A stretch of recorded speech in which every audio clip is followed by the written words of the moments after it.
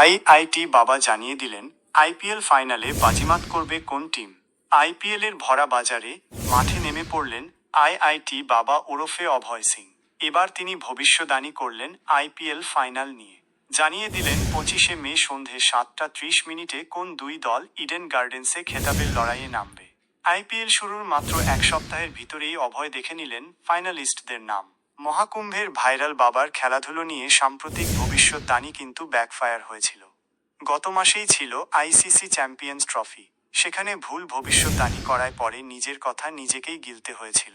গত 23শে ফেব্রুয়ারি দুবাইয়ে চ্যাম্পিয়ন্স ট্রফির গ্রুপ পর্যায়ে মুখোমুখি হয়েছিল দুই চিরপ্রতিদ্বন্দ্বী ভারত পাকিস্তান।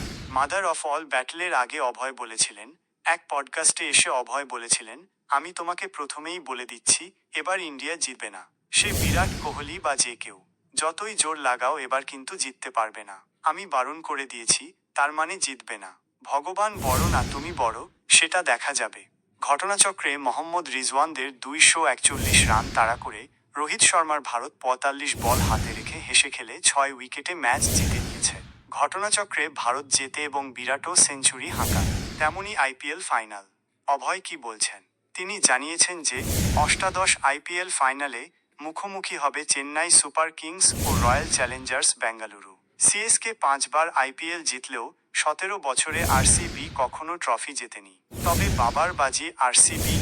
তিনি মনে করছেন ইডেনে কোহলিদের মুখে হাসি ফুটবে আর ধোনিদের রানার্স হয়েই সন্তুষ্ট থাকতে হবে। দেখা যাক এবার কি হয়।